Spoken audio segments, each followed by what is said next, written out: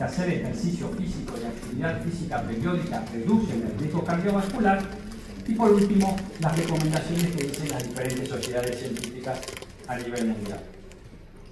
Vamos entonces con el primer desarrollo de la pregunta. Si la actividad física y el ejercicio intervienen en la reducción del riesgo cardiovascular. Para eso es importante que tengan en cuenta dos conceptos. Uno, el concepto de actividad física. ¿Qué es la actividad física? Es cualquier movimiento corporal producido por músculos esqueléticos que resulta en gasto energético. Es decir, son muchas de las prácticas que realizamos diariamente, como puede ser caminar, subir una escalera, andar en bicicleta, hacer actividades de limpieza. Por el contrario, el ejercicio es un movimiento corporal planificado, estructurado y repetitivo, tratado de realizar para mejorar o mantener uno o más componentes de la actitud física. Es decir, sería una subcategoría de la actividad física, recordando siempre que debe ser planificada, estructurada y repetitiva, con el objeto de mejorar nuestra condición física.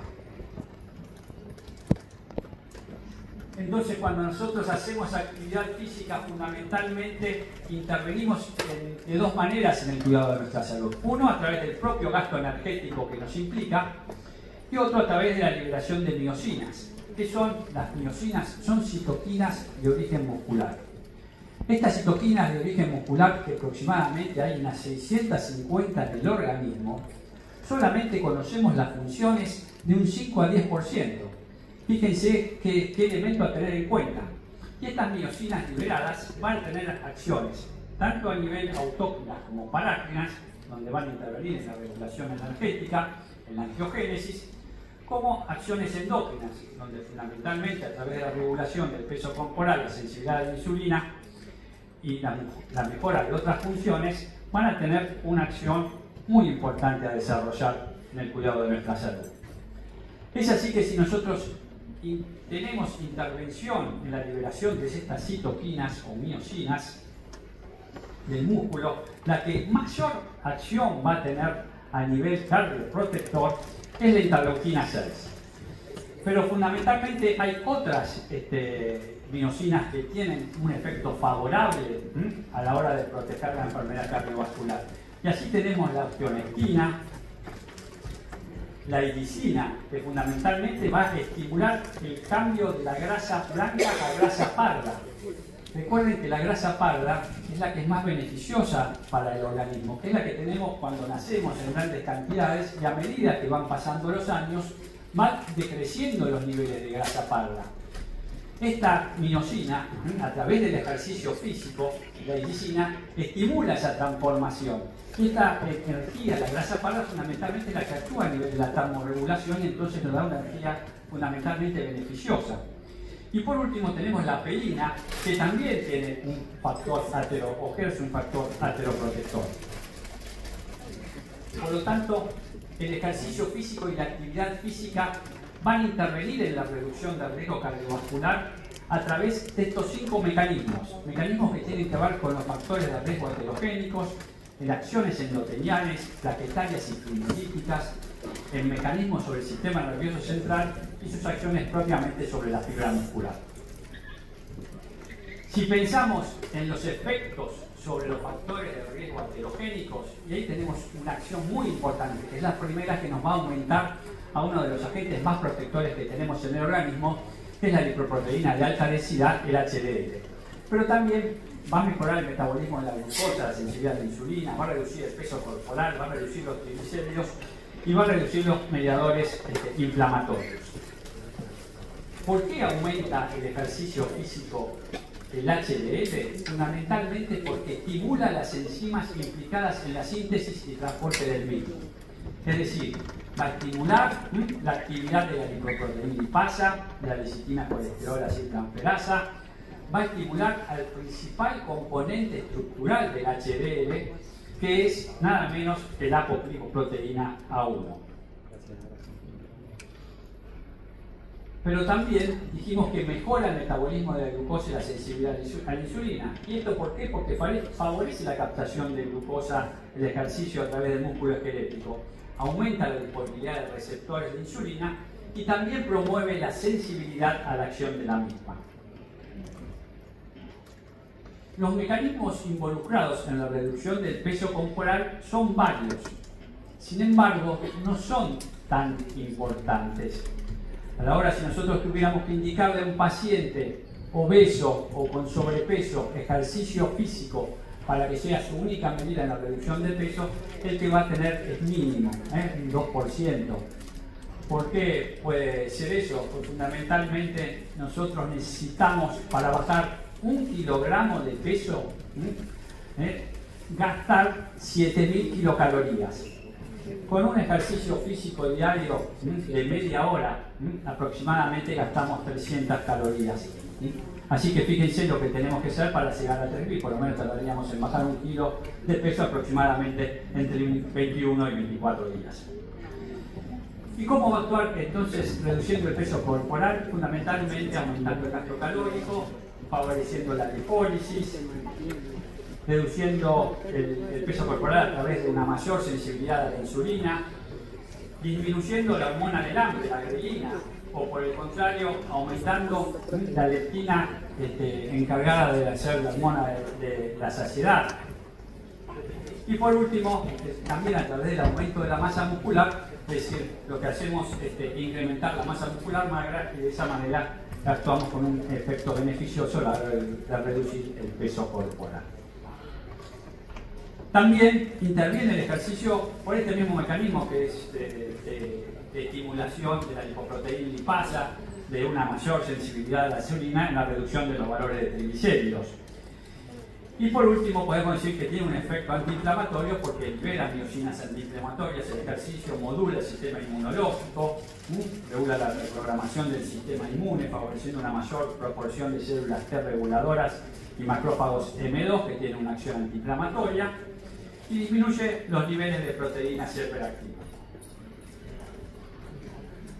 Las otras acciones que tiene el ejercicio físico beneficiosas a la hora de reducir el riesgo cardiovascular son los mecanismos antiapoptóticos, es decir, va a tener una acción fundamentalmente antiesclerótica, va a favorecer la angiogénesis y va a tener una acción protectora sobre el endotelio vascular.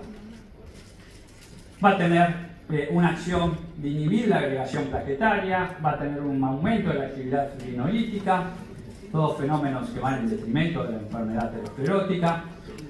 A nivel del sistema nervioso va a mejorar la función cognitiva global, va a mejorar las funciones ejecutivas, va a estimular la neurogénesis, va a desarrollar resistencia a la lesión neuronal, va a aumentar el crecimiento sináptico y fundamentalmente también va a mejorar el aprendizaje y el rendimiento mental.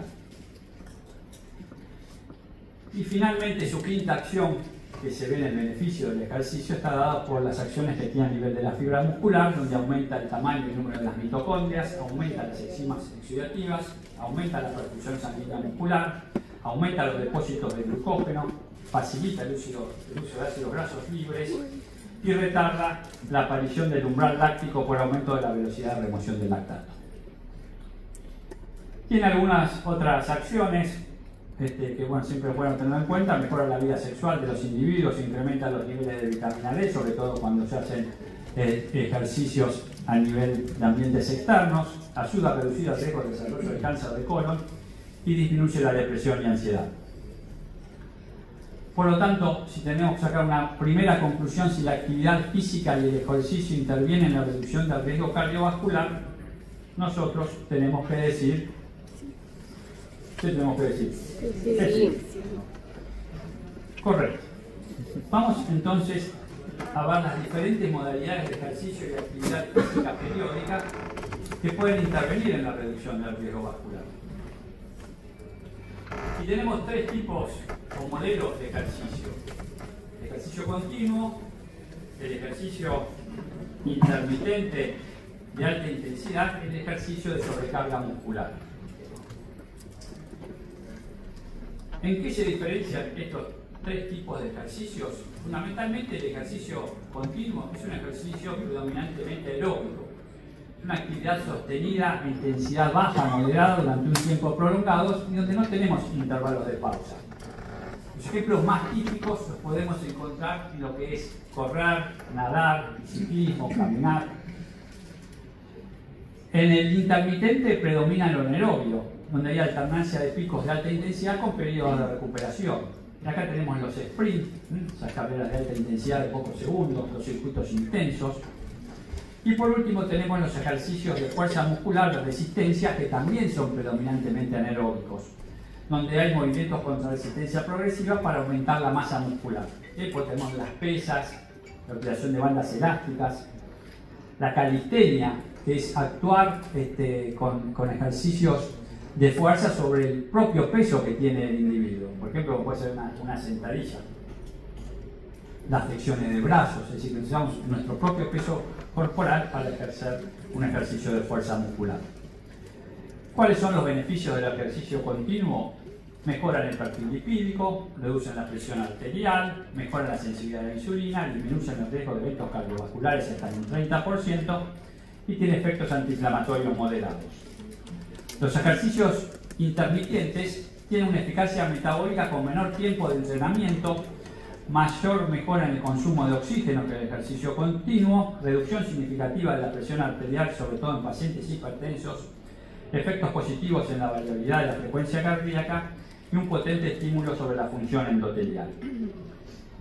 Y los ejercicios de fuerza muscular fundamentalmente hacen disminuir la masa grasa visceral, mejoran la sensibilidad a la insulina y el control glucémico, aumentan la fuerza y la capacidad funcional, sobre todo van a disminuir la fragilidad en individuos mayores, disminución de marcadores inflamatorios y reducción en la mortalidad cardiovascular y total. Entonces, dentro de las actividades físicas periódicas que nosotros debemos tener y debemos conocer, tenemos las tres más frecuentes, que son caminar, correr y la práctica de deportes. Para que caminar sea efectivamente algo saludable para el propio organismo, debe ser utilizada o hecha o realizada de manera rítmica, constante, a una velocidad e intensidad apropiada para cada individuo. Generalmente, para que sea efectiva y saludable esa caminata, la debemos hacer entre 3 y 5 veces por semana, una cantidad de 7.000 a 10.000 pasos al día, 30 minutos a 1 hora de sesión diaria, y siempre teniendo, si queremos, como algún parámetro para saber de no excedernos, debemos alcanzar un 60-80% de la frecuencia máxima. En hombres lo podemos calcular 220 menos la edad y en las mujeres 226 menos la edad. Como vamos a ver más adelante, la Organización Mundial de la Salud recomienda hacer 150 minutos de actividad física moderada a la semana, aproximadamente caminar 30 minutos al día durante 5 días a la semana. Ahora, hay diferentes maneras de caminar. Y cada una puede tener diferentes acciones en lo que tiene que ver la prevención a nivel de riesgo cardiovascular. ¿Tienen idea ustedes cuántas maneras hay de caminar? ¿Qué número me pueden decir? Nunca se lo pusieron a pensar, nunca tuvieron en mente que hay diferentes modalidades de caminar. Digan algún número. 3. Bueno, se quedaron cortos. Hay 9 modalidades diferentes de caminar, que es lo que vamos a tratar ahora de demostrarles en qué varían cada una de ellas. La marcha Así tenemos caminatas grupales, con supervisión recreativa, senderismo, excursionismo, caminatas con resistencia en arena, con mochila, la caminata rápida o la marcha nórdica. Vamos entonces a las caminatas grupales. ¿Qué beneficio tiene sobre una caminata saludable, una caminata grupal? Bueno, ha sido comprobado que tienen mayor adherencia los que hacen caminatas grupales que los que hacen caminatas en formas individuales. Los beneficios son los mismos, pero tienen un mayor bienestar psicológico y una mayor motivación que aquellos que hacen actividades individuales. Y esto se fue reflejado en este trabajo publicado en el Journal of Exercise Medicine, donde se tomaron 42 estudios con 1.443 participantes, donde se vio que tenían mayor adherencia y mayor participación aquellos que realizaban caminatas grupales. Otra manera de tener un beneficio a través de la caminata lo podemos hacer a través de una caminata con supervisión o dirigida. Las caminatas saludables con supervisión o dirigidas son aquellas que se hacen bajo la guía de un profesor de educación física o un profesional especializado en el tema. ¿Qué beneficios tiene este tipo de caminatas? Que fundamentalmente no solo supervisa la actividad, sino que también supervisa la condición física del individuo y de esa manera puede planificar una tarea más detallada sobre la intensidad y los tiempos de recuperación del mismo.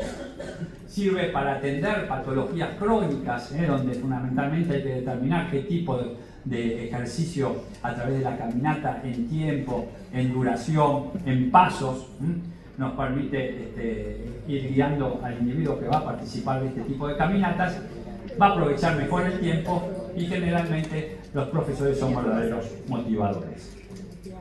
Después tenemos caminatas de tipos recreativas. ¿Y qué consiste la caminata recreativas? En caminar al aire libre, en contacto con la naturaleza. Este tipo de caminatas generalmente no tiene ningún tipo de rigurosidad, permite que se puedan hacer en grupo, en familia, de diferentes edades.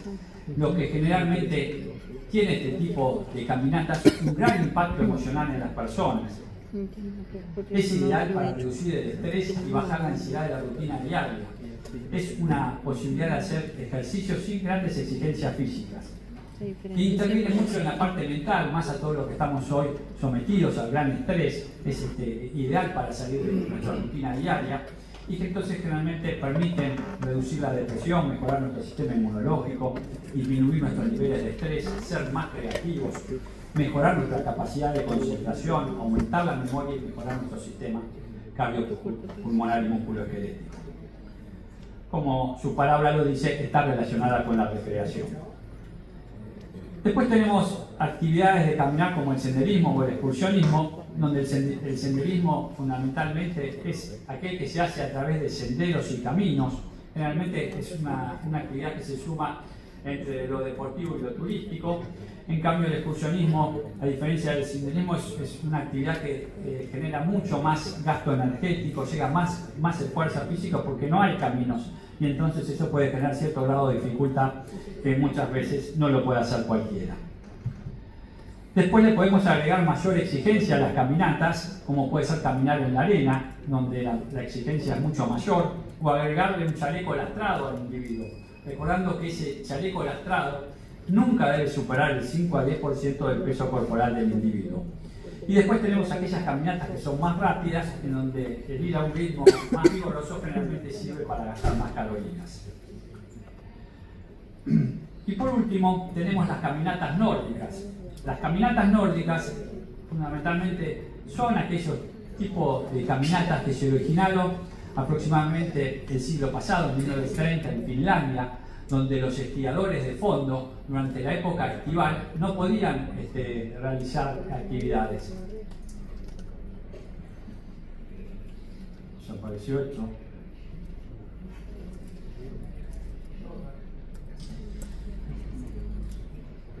Y entonces empezaron a ver que a través de lo que hacían durante el invierno querían transformarlo en una actividad que fuera propia para desarrollarlos ellos. Hicieron esta actividad de caminar con bastones.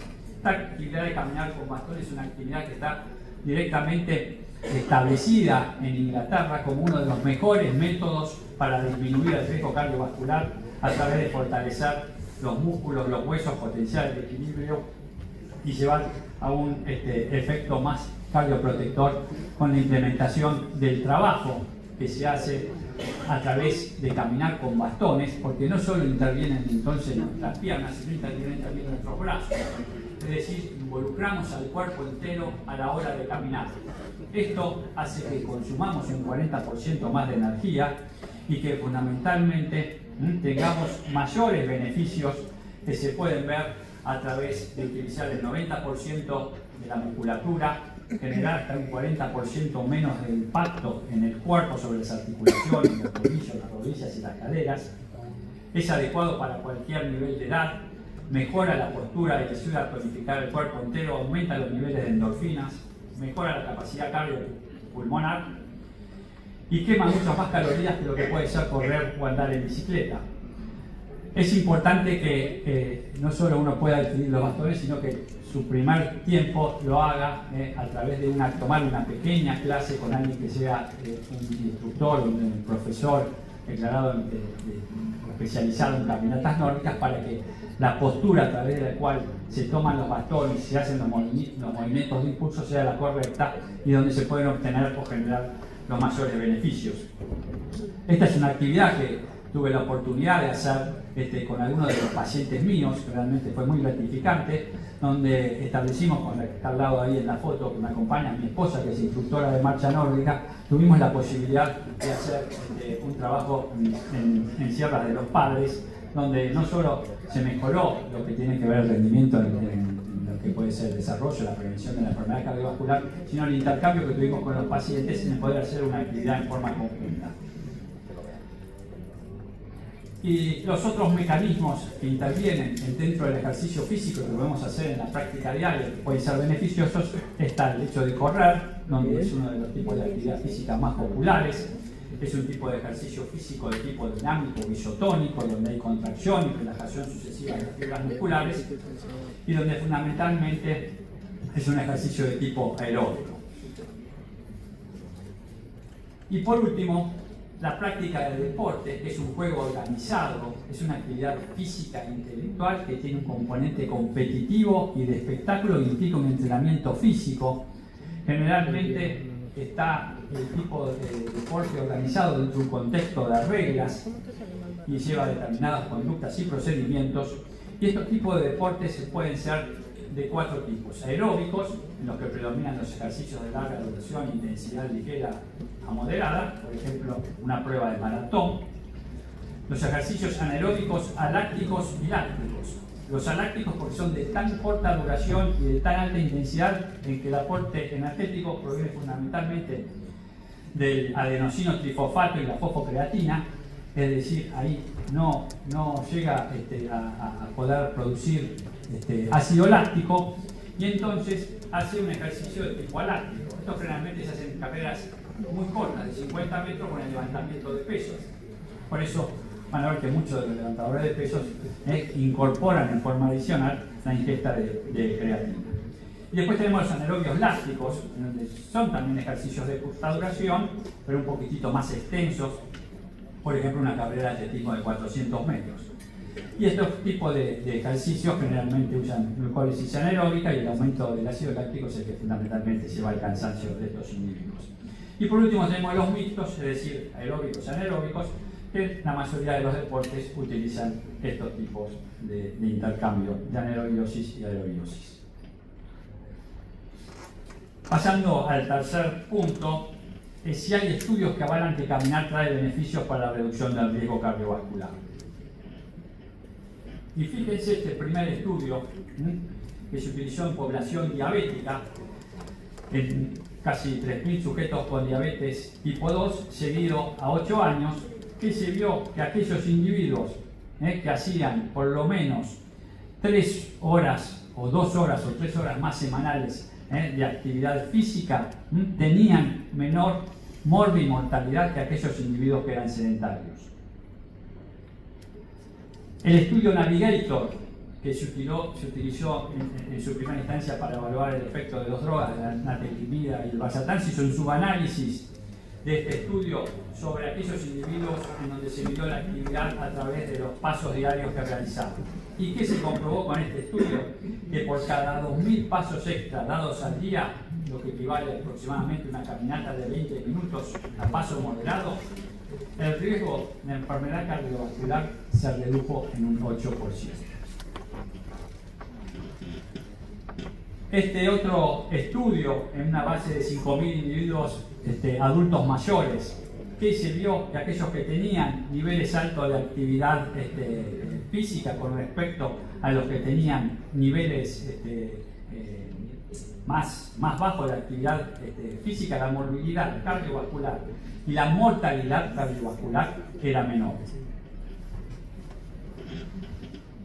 Otro estudio también con pocos participantes, como es el estudio de la arteriopatía coronaria en adultos jóvenes, en casi 2.100 participantes en Estados Unidos, que se vio que aquellos individuos que dieron al menos 7.000 pasos al día en comparación con los que realizaron menos de 7.000 pasos al día, tuvieron un riesgo menor de mortalidad.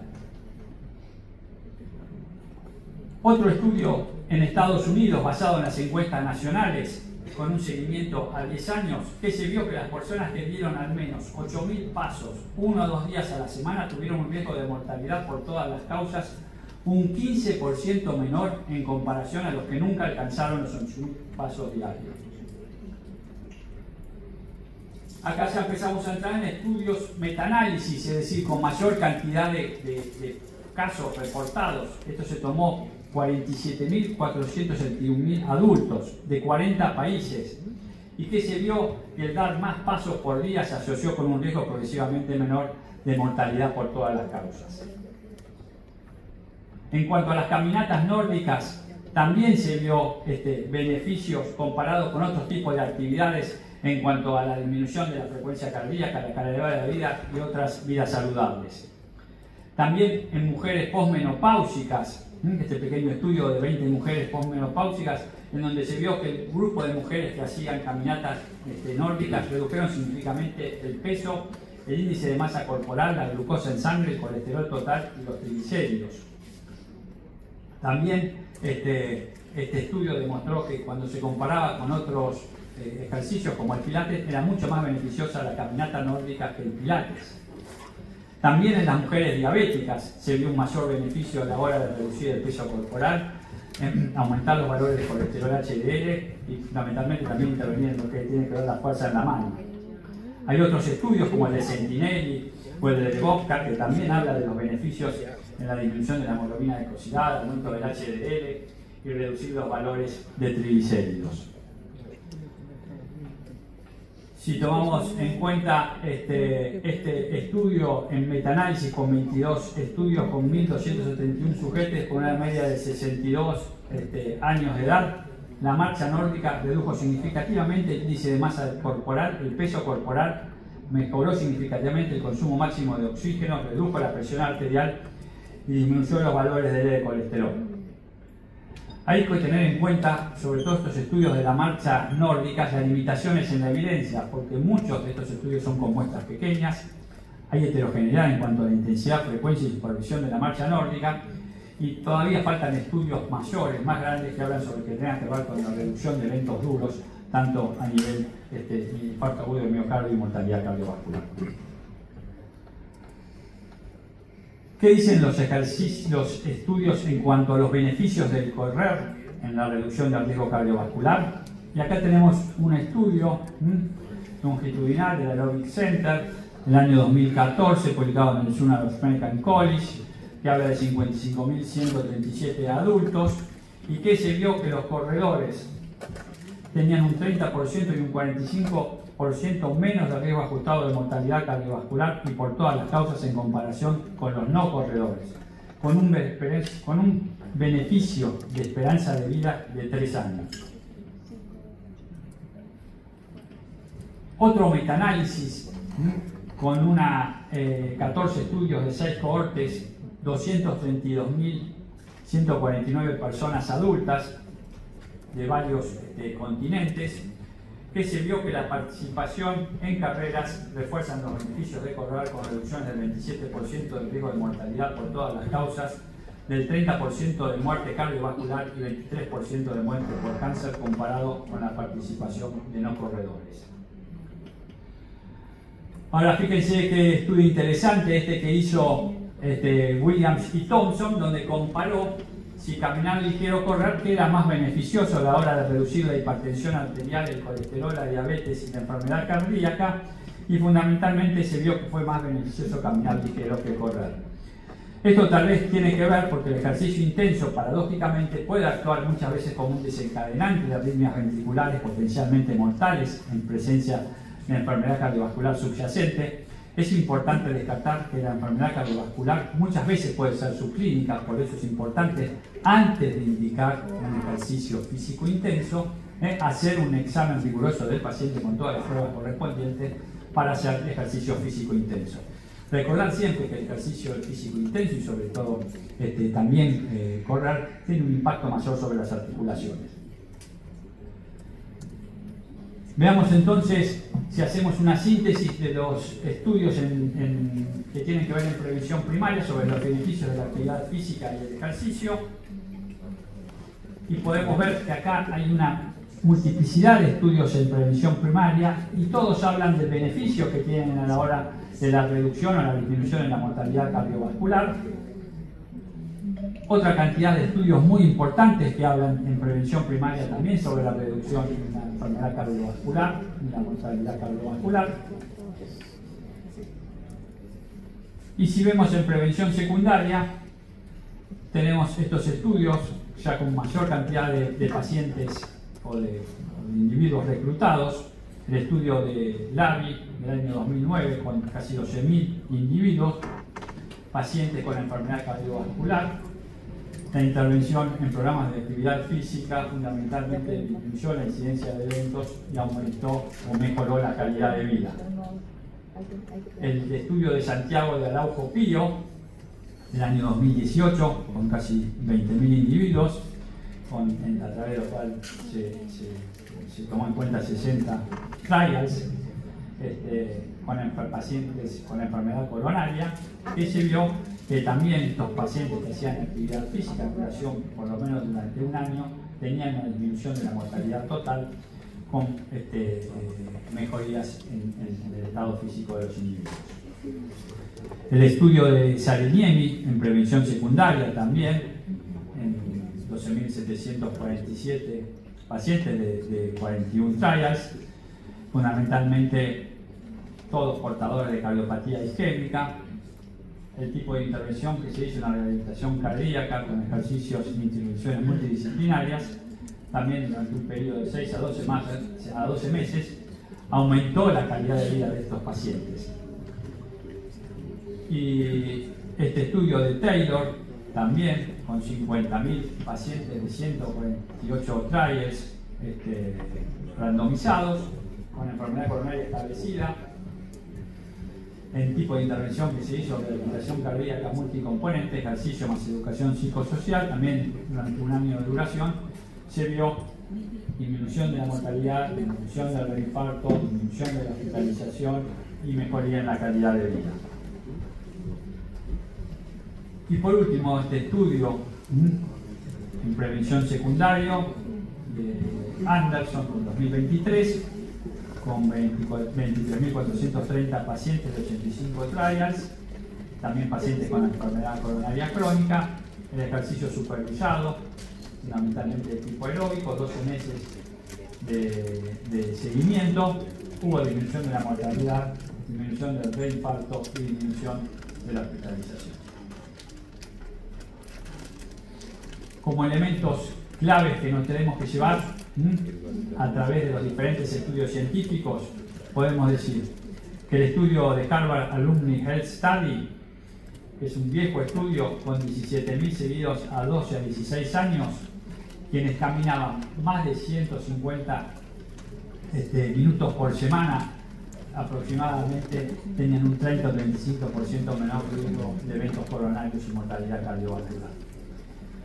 Lo mismo se vio reflejado en el Heart-Nancy Study de 72.000 mujeres sin enfermedad cardiovascular previa, el seguimiento a 8 años, caminar más de 3 horas por semana, 150 a 180 minutos, una reducción también del 35% en infarto y muerte cardiovascular. El meta-análisis de Sattelberg del año 2011, con 880.000 personas, también caminar 150 minutos por semana, reducción del 19% de enfermedad coronaria. Liedrod, Lancet, 2012, estudio global en 130 países, cumplir con los 150 minutos por semana, una reducción de la mortalidad en un 9 o un 10%. El Lancet del 2016, el estudio de Ekelund, con 1,5 millones casi de sujetos, fundamentalmente la actividad moderada, caminar 150 o 300 minutos por semana, redujo en un 20 a 30% la mortalidad cardiovascular. Y este último estudio, el Satamatics, con seguimiento de 50.000 adultos, caminar de forma regular reduce adicional el 24% de la mortalidad. Por lo tanto, hay estudios que van a hacer ejercicio trae beneficios para la reducción del riesgo cardiovascular. Nosotros podemos decir que sí, fundamentalmente demostrado en toda esta cantidad de estudios y metaanálisis, y que a nivel de prevención primaria tienen efectos esperables, a nivel de prevención secundaria también, y a nivel de la rehabilitación cardiovascular. Y por último, vamos a ver qué dicen las sociedades científicas sobre los beneficios del ejercicio físico y la actividad física. Y ya, si empezamos a tomar en los últimos 5 años, la Sociedad Europea de Cardiología en el año 2021, fundamentalmente a través de la prevención de la enfermedad cardiovascular en la práctica clínica y las recomendaciones de la Asociación Americana de Hipertensión Arterial para la actividad física en adultos y niños, recomienda como recomendación de tipo 1A que la actividad física que debe realizar un individuo para obtener beneficios cardiovasculares es realizar de 150 a 300 minutos por semana de actividad física aeróbica de intensidad moderada. Por ejemplo, caminar a paso rápido, bailar, jardinería. O realizar 75 a 150 minutos por semana de actividad física aeróbica de intensidad vigorosa, por ejemplo, correr, nadar, deportes de equipo, o una combinación equivalente de ambas. ¿Qué segunda recomendación hace? Realizar ejercicios de fortalecimiento muscular, sobre todo con peso, banda de resistencia o trabajar con el propio peso corporal, al menos 2 o más días a la semana, donde estos ejercicios deben involucrar los principales grupos musculares. ¿Qué dice la American Heart Association del año 2022? Que fundamentalmente se basa en las mismas pautas que en el año 2021, pero al menos realizar 150 minutos por semana de ejercicio aeróbico de intensidad moderada, 75 minutos por semana de ejercicio aeróbico vigoroso o una combinación de ambas.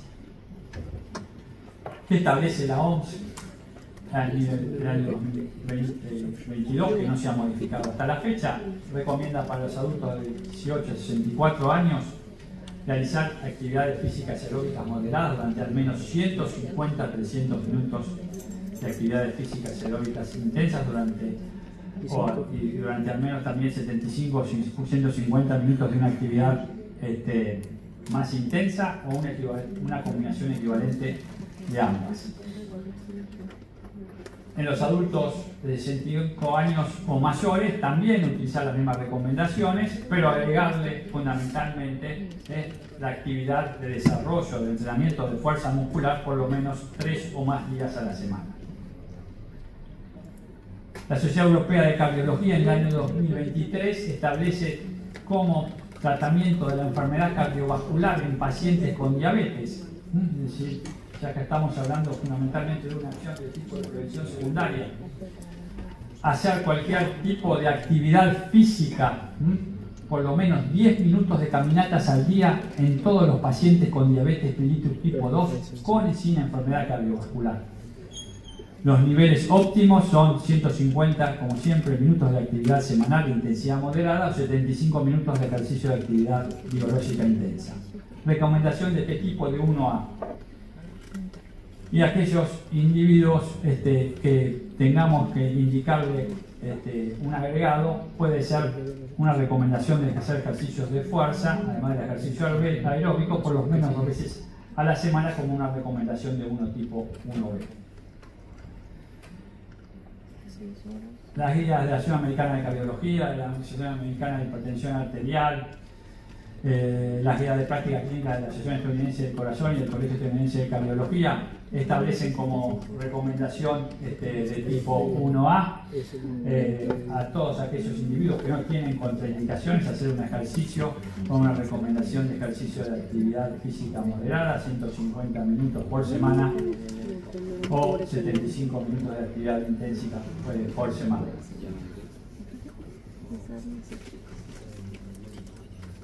Y en pacientes que no tienen contraindicaciones, agregarle siempre el ejercicio por lo menos 2 veces por semana de ejercicio de fuerza.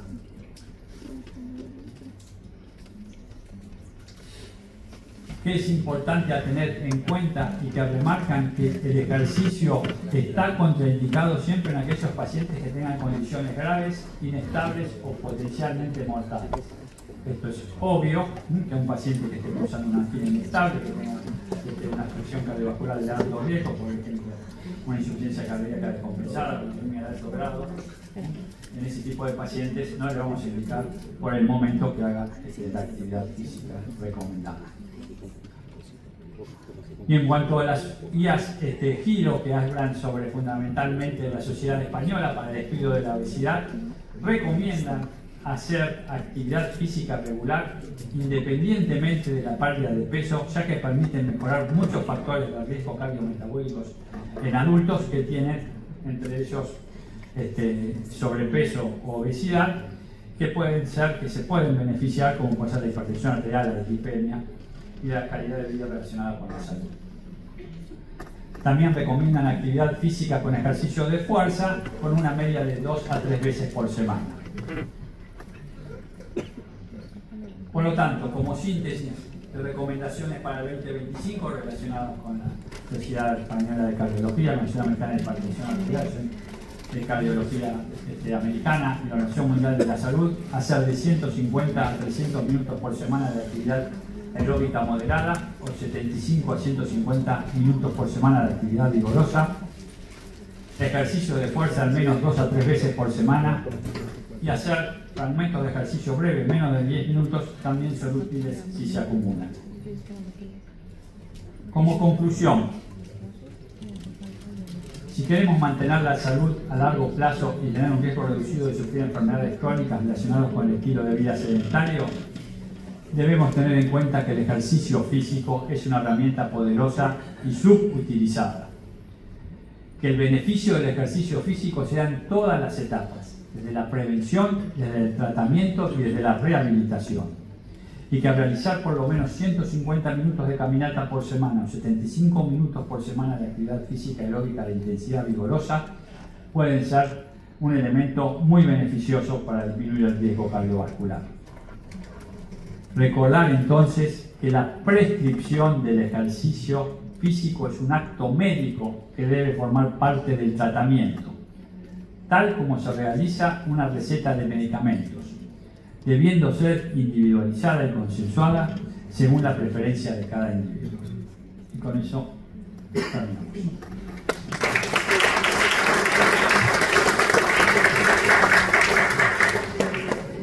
Tenemos para el tiempo para poner 2 preguntitas, a ver si entendieron algo de lo que les dije.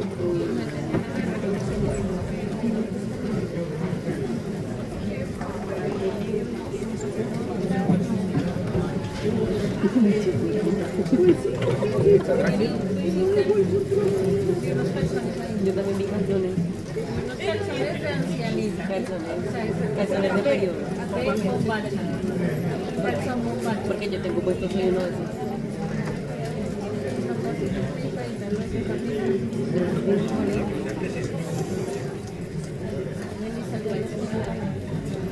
Tienes una bombacha, ¿no? Amiga.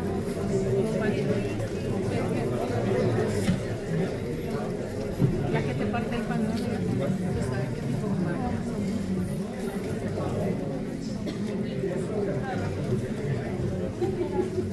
Bueno, vamos a ver un poco si se comprenden los conceptos de la importancia del ejercicio físico en la prevención del riesgo cardiovascular.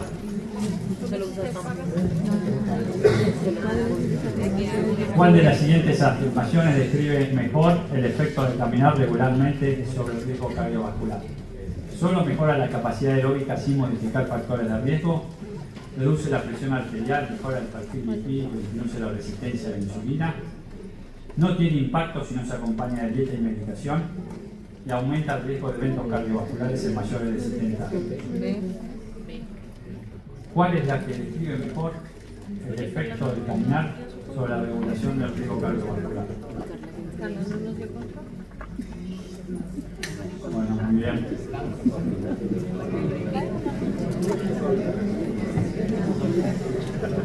Recordar que de forma regular, más de 150 minutos por semana, mejora la presión arterial, los lípidos, la resistencia insulínica, reduciendo el riesgo cardiovascular global.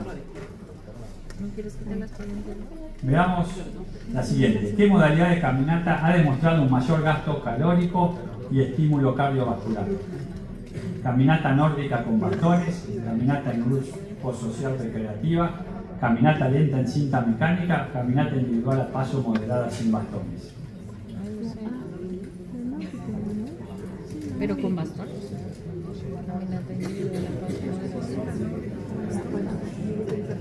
Todas son beneficiosas, hay una que es más beneficiosa que las otras. Bueno, muy bien. Creo que ha sido suficientemente claro lo que vimos sobre los conceptos sobre la marcha nórdica. Vamos a la tercera pregunta. ¿Qué beneficio cardiovascular adicional se ha observado en la caminata grupal en comparación con la individual? Mayor control glucémico por aumento de la frecuencia cardíaca máxima, mejor adherencia al programa y reducción del estrés percibido, disminución significativa del consumo de oxígeno basal y incremento del tono simpático.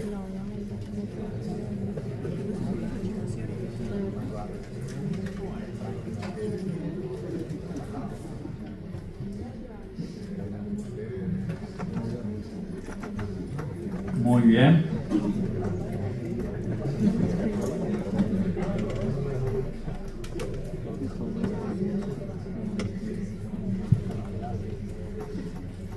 Bueno, caminar en grupo mejora entonces la adherencia, reduce el estrés y la depresión, potenciando los efectos cardiovasculares sostenidos, no modifica el consumo basal de oxígeno ni aumenta el tono simpático. ¿Cuál es la intensidad mínima recomendada de caminata para lograr beneficio cardiovascular según las guías de la Asociación Americana de Corazón y la Asociación Europea de Cardiología? 60 minutos semanales de caminata, 150 minutos semanales de intensidad moderada, 75 minutos de actividad vigorosa, 20 minutos semanales de caminata rápida y solo caminatas vigorosas. Por eso le debe haber entrado hoy, se van con la cabeza. Muy bien, el 99%, el 1% no sé. Porque mira que lo repetimos.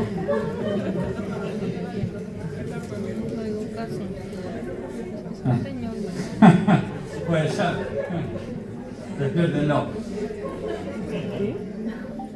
Y vamos entonces a la última pregunta, y así finalizamos y pasamos a la segunda parte del hoy con el módulo de diabetes. En pacientes con enfermedad cardiovascular establecida, ¿qué modalidad de caminata es más segura y eficaz para iniciar la rehabilitación? Caminata nórdica vigorosa sin control médico, caminata supervisada progresiva en intensidad, solo ejercicios de fuerza estática y caminata prolongada mayor de 90 minutos sin pausas desde el inicio. Este paciente que ha tenido un evento cardiovascular tiene que iniciar una etapa de rehabilitación que le indicamos como ejercicio físico. Supervisada progresiva en intensidad para iniciar esa rehabilitación. Bueno, muy bien.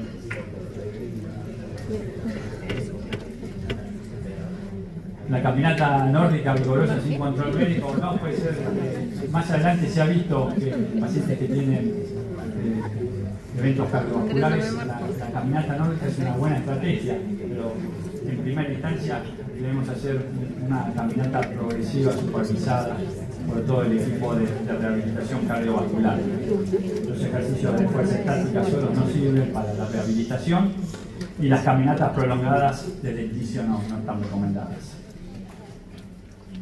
Como decía, la marcha nórdica se puede incorporar más adelante. Y con eso terminamos.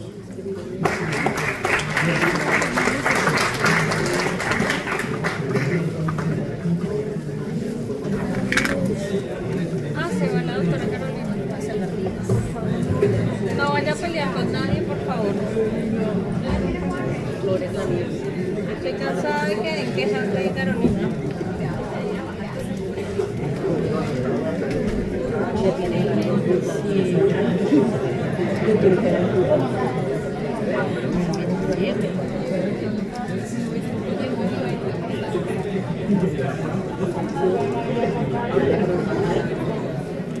La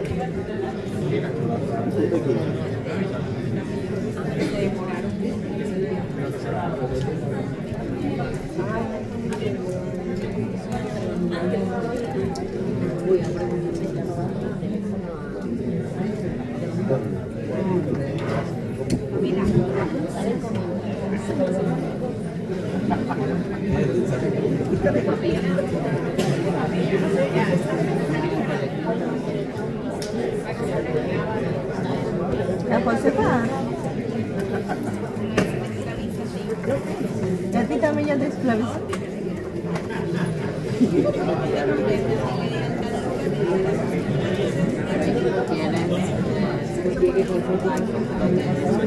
Algo más. Voy. Pierdo la idea. ¿Qué quieres saber eso, Sonia?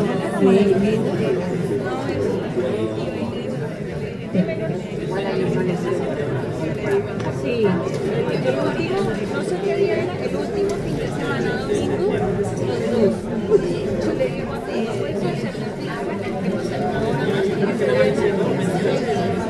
Y si el domingo me paso una hora, ¿qué pasa? Me paso una hora de vuelta. No, lo que digo es que igual mi recorrido es 19, de acá me pasé ahora. Se la pasé con los sensores, hipotéticamente me pasé en 7, 8 horas.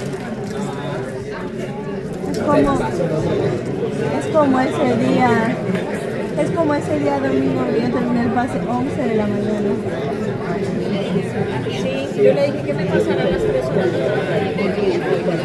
Estábamos entregando a Daniela.